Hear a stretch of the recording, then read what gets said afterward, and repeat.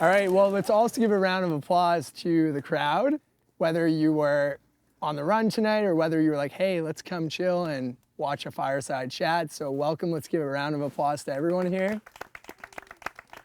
We're now starting with our fourth local legends, from Chelsea. And today we have an Olympian. So this is super exciting. We have Sophia Jensen in canoe sprinting. And so a question that we've been starting with all the past kind of local legends is, where did you, spend your formative years? I know part of it was here in Chelsea, part of it was somewhere else. And what kind of, led to you wanting to not just become maybe a high-level athlete and going to the Olympics, but also love the sport for canoe sprinting? Yeah, I definitely didn't know what sport I was going to be getting into when I was a kid. I grew up cross-country skiing with my family in Edmonton. My dad was on the national team. My uncle is an Olympian in biathlon. So that kind of was the career path that I thought was going to happen. When I was younger, I also met Chandra Crawford right after she won her gold medal. And she came to my region and she showed her Olympic medal, and I was in awe. Whatever sport it was gonna be, I needed to go to the Olympics. It just looked like the coolest thing, all the hard work she did and how much all the fun she had doing it is just really what I want to do. And yeah, and then I moved here when I was around 11 and I joined the Cascade Club as more of a place to meet people and make friends. And then, yeah, the rest is kind of history. I just never really left. It's kind of been I've been in lifelong summer camp, more or less. So that's been the journey, and it's been awesome. I love training and I love being outdoors, and I love meeting people from around the world who also love doing this sport. It's super small, so everyone who does it is truly in love with it, and it's been an awesome experience. Right, so it sounds like a lot of the people that were in your life, whether it was family or whether it was, an athlete that you looked up to, played a factor in terms of role model or environment, right? Mm-hmm. But I know you were sharing with me earlier that you love adventures. So it sounds like, even with your family, there was a lot of adventures that you went on. And we know at an early age, if we get positive experiences, whether it's in nature or with our family or with our friends, that it could have an impact on us to want to maybe move or be active for life. Yeah. So what are some, memories, if you look back in your childhood, what were some memories, of some adventures that you had with your family? Yeah, I grew up going on camping trips. My dad is here, so he can easily chime in on anything also, which is really fun. But we did a lot of camping trips and adventures as a kid, ranging from just hikes in the park to traveling to Belize, to be basically camping in a cabin that we all thought we were gonna die in and stuff like that. And even now, that I do a lot more training. My parents are always so active, doing different adventures, and my brother just got back from running in the Death Valley with Ray. Adventure just runs in the blood, and paddling and high competition is also some type of adventure, taking me to different places to paddle on the most crazy lakes and rivers. And yeah, I just want to do adventure forever. Right. So let's now move. Okay, so that was your early childhood. You discovered adventure. You tried a lot of activities. You obviously fell in love with paddling, which we went there. But now if we think, okay, you start to get pretty good at a sport, right? And that feels good. And, now you're into the competition phase. And then at some point, you ended up becoming a world champion, in your sport, which is pretty epic. I think that's a big clap right there, to make a high level, because it's not always easy to get there, right? A lot of people see maybe that medal or that place or that time or becoming good at something, but they don't see all the hard work, right? They don't see what's actually beneath those layers, right? So if we go to when you were starting, to experience those wins, I guess, and getting to that level. What was the biggest maybe challenges that you had to overcome in terms of discipline, in your trainings to get there? Yeah, it was definitely interesting for me because I was so successful as a junior. I did so well when I was younger, that like I just worked so hard as a kid and like really liked doing it that it was not easy, but it went really well for me.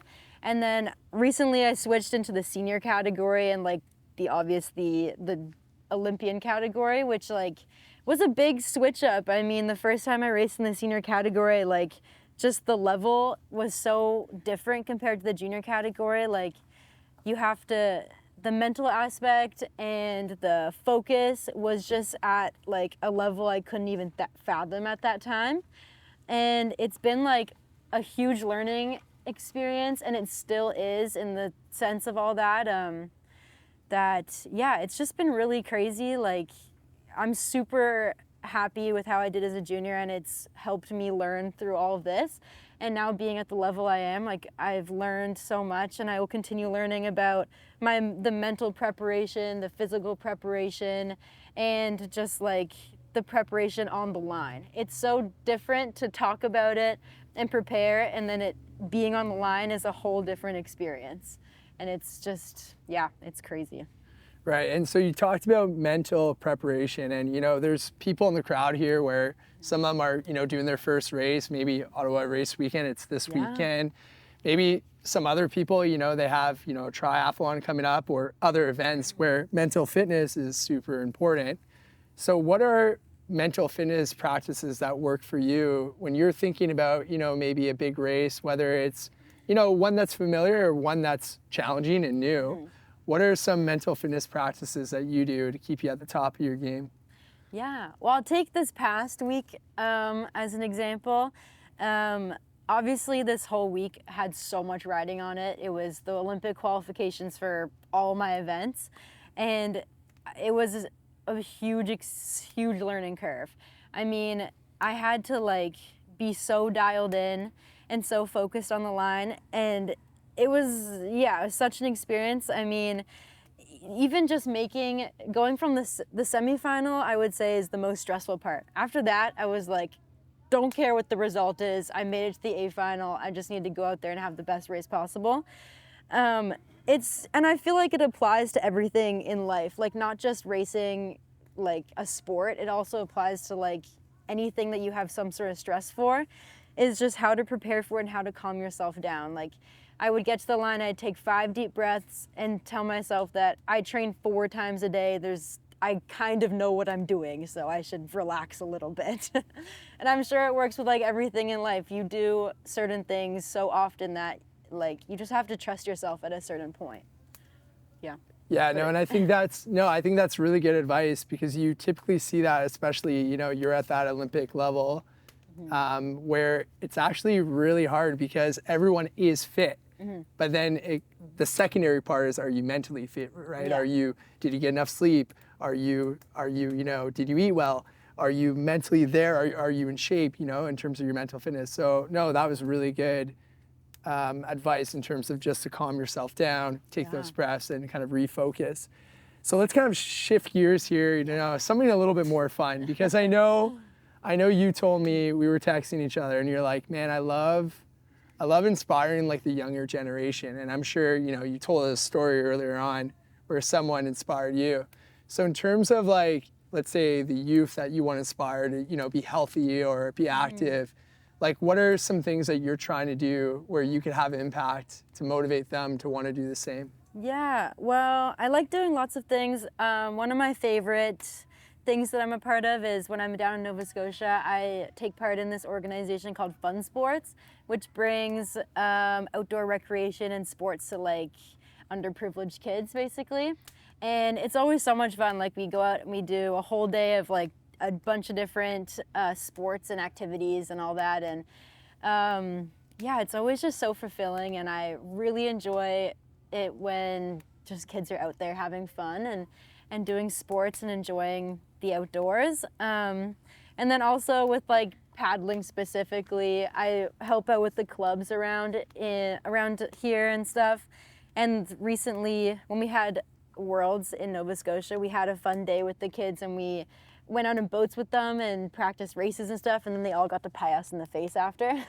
So stuff like that is just so fun to hang out with kids, and I love making kids understand that they don't have to choose. You can do sport for as long as you want. Unfortunately, there's a timeline in sports, and I never want kids to feel that they have to quit at a certain age. I mean, it's a really tough journey, but it's so fulfilling, and it just like offers you so much in life, not just for physical, but also life lessons and life learnings. And yeah, I just really want the younger generation to follow their ambitions and follow the things that bring them joy in life. I love that. And it's not just, clear in terms of the youth that you're trying to impact. It's also clear, like, even when you're back and you're kind of in Chelsea, you love the community here. Because I see you at like Ciele Athletics, boom, and you're like lifting weights, and I see you with a lot of mutual friends that we have. And then next thing you know, you're on a run at Nomads. And so you really like, I think in general, community, and that's important to you.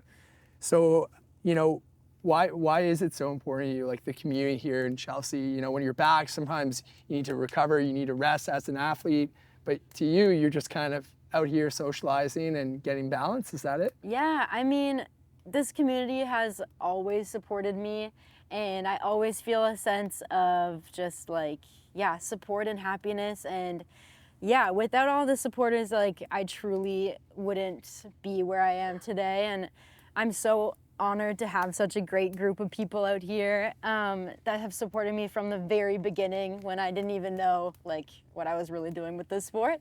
And yeah, like, I've had a lot of people really not support me, or just, tell me I wasn't gonna make it. And just the Chelsea community, like Ciele Athletics, my old coaches, everyone like really supported me and still do, and I am so appreciative of it, which is why community just means so much to me. I mean, the more we support each other and lift each other up, the more we'll all do better and just have a good time doing it. Yeah, I definitely second that. And another thing too that I find cool, and we cannot like ignore this, but is Gatineau Park, right? The environment. So there's environment of people, which is incredible here, but then there's also beyond that, just like nature and the connection with nature and the impact it has on us. And I know it was so clear, Ashley, in the run today, just the amount of times that you were talking about, all the different things that Gatineau Park offers. So I think the question that I have is like, I know there's a lot, but what is your favorite things that you like to do in Gatineau Park? Oh, I feel like definitely everything. I mean, last year was the first time I went fat biking with you guys out here, and I must say that's got to be top 3 things to do, I think. Why fat biking? I don't know. I just had there was no fear doing it. So more chill. If I fell over, it was okay. Okay. And it was just so fun. And skiing, like, I've grown up skiing. My dad was my coach. Mo's here, also my coach. So I've had a great time doing that and being exposed to all the trails and all the different things you can do out here. And then also running and biking, there's just so much to do and so much to see, and it's so calming. And yeah, it's just always a good time in the park. I've never had a bad time. No, I can't disagree. I love it here. Yeah. But I'm curious, so you said you love trails, and I also know you love water. Yeah. And I'm sure people are dying to know, if you're okay with telling, what are your 3 favorite maybe trails to do? I know there's a lot. I know that's a hard question, but what are 3 trails? I don't even think I know the names of trails. Yeah. I have to ask my dad what they're called, because I'm not sure. Or even if you don't know the names of the trails, let's say the spots, let's say going to Wakefield, or spots from the park. What's the one closest to our house again? P16? Is that what it is? Okay, P16 is a good spot to go, I find. The creek there, I've lots of time swimming in that creek. I found many baby snapping turtles, good spot. There's a good loop there, 10K loop, which is always fun. That's gonna be one of my favorite spots, I think. And okay, I'll have to come back because I can't think of another one. Okay, so let's stick to the water, because that's your territory here in terms of your sport. What are some really cool spots, maybe in Gatineau Park, to go paddle on the water? Well, I mean, the Gano River, I spend every day on the river, and it's definitely one of the best places to paddle in the world. I've been to I would say a decent amount of places now that I can say the Gano River has got to be one of the best. Let's go. Yeah. Yeah. Oh, yeah. Yeah. What about Lac Philippe? I've never paddled there. I've swam there before. I paddled on Meech Lake though, and that's also quite nice. But you can just go forever on the Gano River. I mean, yeah, doesn't get any better than that. That's cool. So, what are some other hobbies? Because we've talked a lot about family, which was great, your athletic career, which is great, and then Gatineau Park. But when you think about other hobbies that you do to stay balanced in your lifestyle, what are they? Well, I spend a lot of time in California for training in the winter, and yeah, when the training gets me a little down, I've set up like snake traps here and there and tried to catch snakes and random critters around, which is super fun and entertaining. And then when I get the time, I head out to like the beach areas and try to find octopus and other random things. I have a really good time finding creatures. Definitely from my dad. He has inspired me to do that ever since I was a kid. I think my fondest memory is when we went owl banding out in, not sure where, but we went owl banding, and ever since then, like, I really like looking for things and try to, like write them down and keep a track of what I found and stuff like that. It's really fun. Epic. So octopuses. I also know, you said you said that black bears are your favorite animals, right? So I know you love a lot of creatures, so even beyond in terms of the nature. And, what are some other things when it comes to, let's say, just like adventures in terms of outside of sport, or like, I think you were saying too, you've traveled, you've seen a lot of different places in the world, and every time you come back here, you keep talking about how it's one of the most beautiful places. So talk us about some of your adventures and trips that you've gone on. Yeah, I mean, I've been to a lot of places, and they're all quite nice, and I love traveling. Nowhere just feels like home, I find. But I've had a lot of cool adventures everywhere I've been. I mean, I had a really good time in Copenhagen and going out to like that high point in the woods. That was pretty cool. Yeah, I have a really good time in Hungary, which is random. We go to like a tiny town in Hungary, but the place we paddle on has like the weirdest creatures all the time. Like there's turtles and eels everywhere, so that's pretty cool. Yeah, we just I travel a lot and it's super fun, but every time I come home, it just always feels like home, and nowhere else really has that same feeling, I find.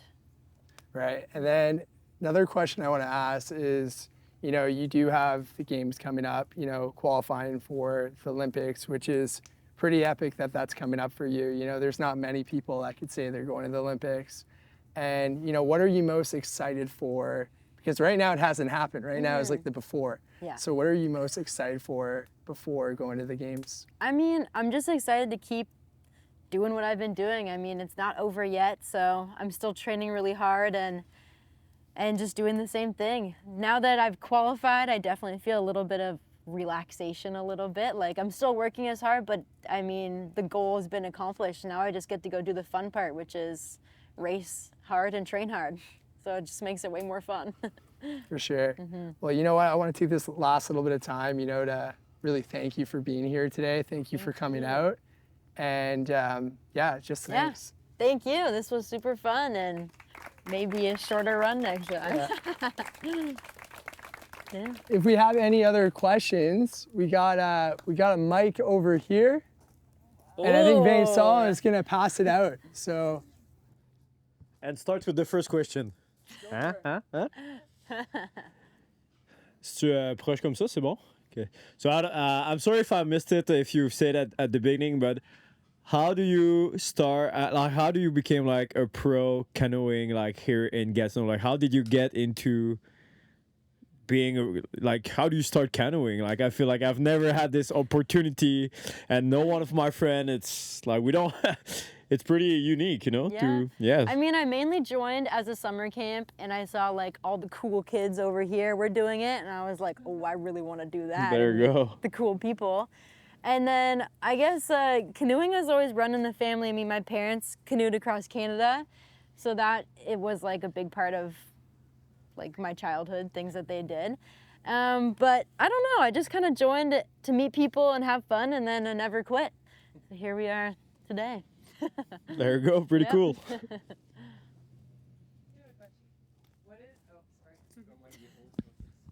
Yeah, Well, actually, I was her first training partner. she was. It was just me, Sophia, Training- and yeah. Adam Don't in Florida. name the other person. What is so Olympics is like 3 months away now, I guess? Less, like 2. 2. So Yeah. what does the next 2 months look like for you? Like, where are you going? What are you doing to prep for the games?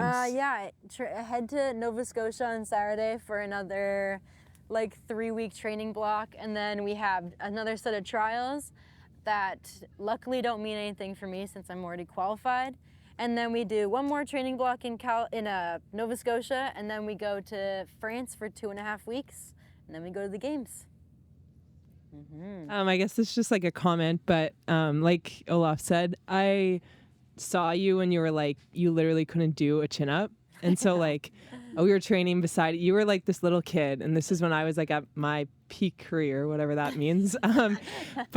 And so we were training beside you, kind of like came up into the high performance group, and we knew you were like talented, and we trained together for probably like 2 years, went to Florida together, and it's just like so incredible to see where you've come and like all the hard work you put into it.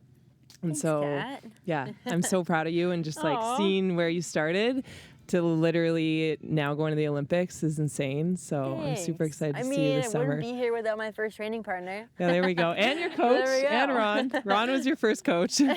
But yeah, no, we're It's super true. excited, and like the whole community is going to be watching you, and yeah, it'll be awesome. Thanks. Yeah, I'm really excited. Hey, Sophia. I'm Connor. Nice to Hey, meet you. Connor. Nice to meet you. Thanks for coming out here today. Question for you. So, like, I'm assuming here, but like the last 4 years, if not more, your goal is like just make the Olympics. Now that's official. What's your goal now? The goal is to train hard and do the best I can and have fun doing it, pretty much. Yeah. Let's go. I find like putting a result to it, it never isn't like the healthiest way to do it. I feel like you just have to keep finding your why and what's important and have fun, and it usually goes well. If it doesn't go well, then I'll change that. What? No. Wicked. Yeah, and echo exactly what Kat said. Is I was actually just telling Gab, like, remember Tom and I watching you when you're like 12 years old, the first summer you ever paddled, and both of us were like losing our mind at how naturally talented you are. So it's Really? 'Cause amazing I to just see. remember like not being able to stay up in that like little Pegasus boat and like being a mess about it. Let's go. Good luck. Anyone else? Questions? Yeah.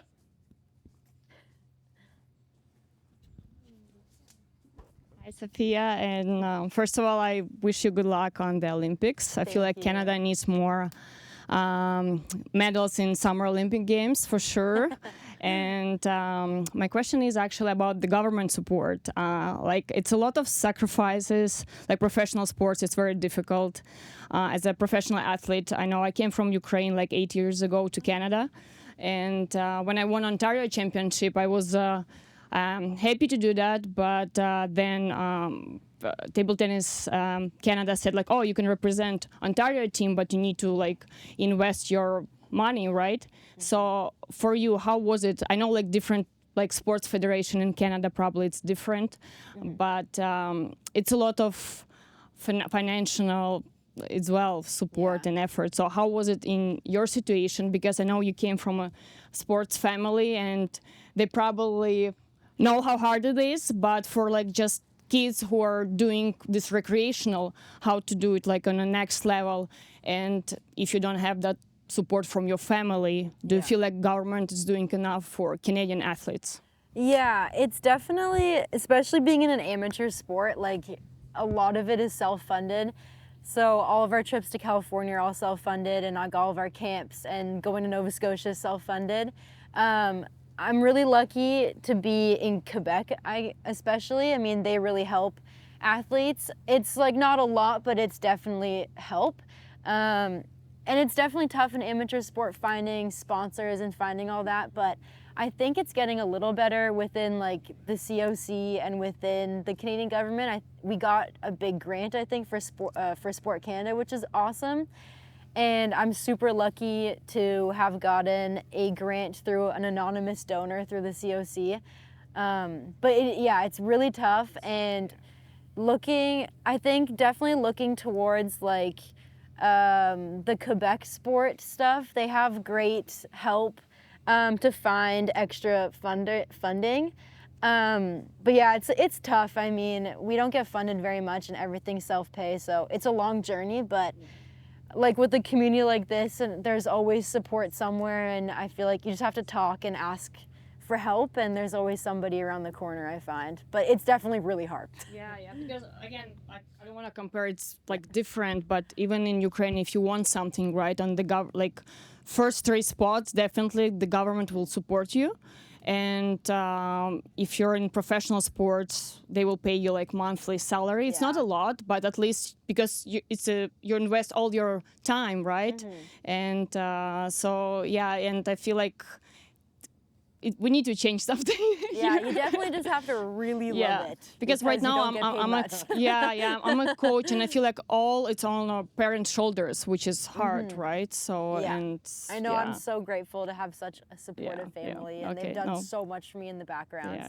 No, but thank you for your answers. My mom's good rolling luck. her eyes back there.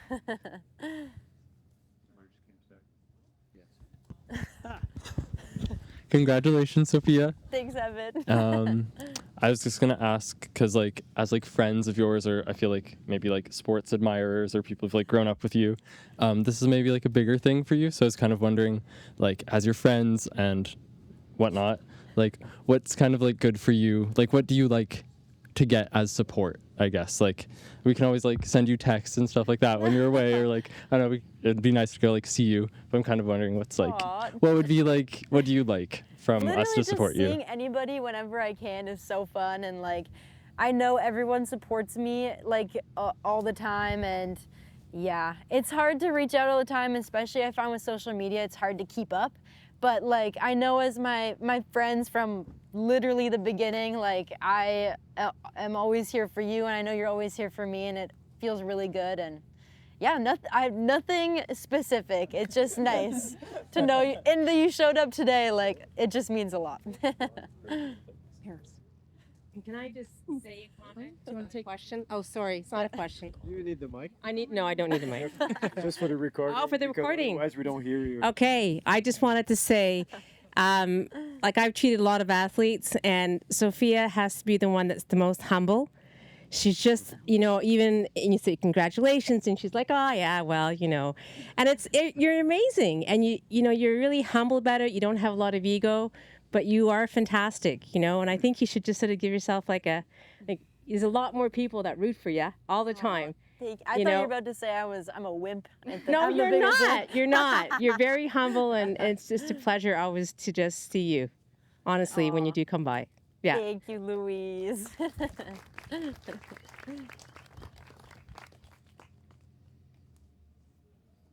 let's go. Yep. Grilling begins. All right. Oh God.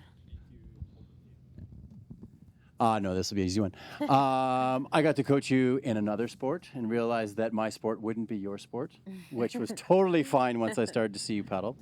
But from your perspective in terms of young and multi-sporting, do you feel like you got different things from different places that kind of add to what you are as an athlete now? Yes. I mean, I definitely think that everyone should do as many sports as they can for as long as they can. Definitely, but like choose the level at which to do them. But like I got so much from skiing, like the cardio, just the coordination in general. Seeing some of my paddling friends ski is atrocious. So like I'm pretty happy I got all that. And yeah, like I did volleyball growing up too, which also brought a sense of like friendship and community. Just doing all the sports as long as you can. is great. At one point I had to choose the level, but I still skied when I was doing high level paddling because I loved it and I loved the people and the coaches and the trips we went on. Yeah, I just think do it for as long as possible. I feel that I have a lot of value from that. I'll ask one more question because you've talked about it lots tonight, and sort of just you mentioned there, focusing on a result isn't the most healthy way, and focusing on the fun and the things that you like within it. I teach a lot of young athletes, and they get wrapped up on results a lot. Yeah. And that it takes a long time to mature to put the result aside and look at process and sort of those aspects. Can you sort of comment on your own process to kind of stepping away from the result focus to a process focus and sort of?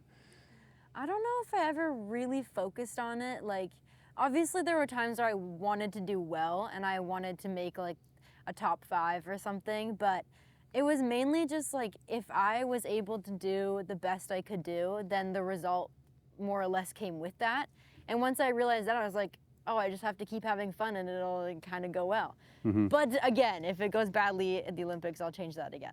But usually, if you just having fun and like knowing that you've trained really hard and you can do it again, just makes it more fun in general and makes the result will slowly come with that. I mean, when I do my 200s, which I find are the most stressful race because they're so short that you really can't do anything wrong in that race or else like it's not going to go well. When I've focused on just doing the hardest strokes possible the whole way, it's gone well. Like, yeah, not focusing on the result has definitely been the most crucial point in turning my 200-meter races. So I definitely live by that. I'm going to hog the mic with one more question. Okay. I could ask a zillion. But the other thing is also, again, looking with young athletes and just like the focus on, because you know, your individual sport, so oftentimes you're competing with some of your best friends. And that's really challenging for young athletes to kind of find their way to compete as hard as possible and be as good of friends at the end. Yeah. I know your C2 partner, you guys have been paddling partners and good friends for a very long time. What is some of the focus that you bring to that in terms of competing against your best friends, and the value that the value that brings to it? Yeah, it's definitely really hard, especially we just had trials where we train and we all still lived and ate every meal together and competed together. So it's super hard, especially like leading into big events when you're friends, but at the end of the day, you are competitors. It's tough to put it aside. I mean, I find you really have to find the time for yourself in those moments, like doing those little things like looking for snakes, for example. Like doing those little things really helps to kind of remind me in a way that like it is a silly little sport at the end of the day and everybody is stressed out, but we're all human. And then, yeah, if I step away and I come back, it helps to release the stress and just be friends, not on the line. You're competitors on the race course, but you're friends and human at the end of the day in every other situation. So, yeah, it's really hard to separate it, but I think like being civil and human about it is the best way to go about it. You don't want to be enemies, so it's the best way to do it. Thanks. And I'll just say too, super proud of you. It's been fun journey to watch. I've known you for a long time, like many others, but it's been a fun journey to watch. Thank you, Mo. For